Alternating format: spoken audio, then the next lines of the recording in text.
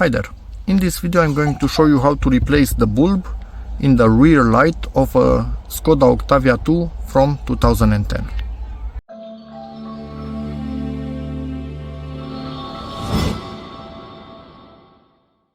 So what you need to do, get one of these tools and start moving all the way through here and slowly getting this lens out. It doesn't necessarily have clips, it just kind of locks with these two things in place, and it has the latches on the bottom. So it's out, and let's throw away the dead bugs. And at this point, obviously, turn it off. Make sure that's not hot.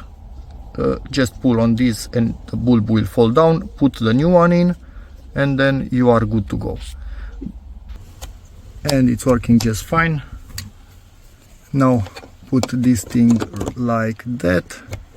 Do not break it, so just slowly push it in place and it's locked. So yeah, that's about it. Hope this video helps you, in which case please give it a like, check out my other videos, and as always, see you in the next one. Bye.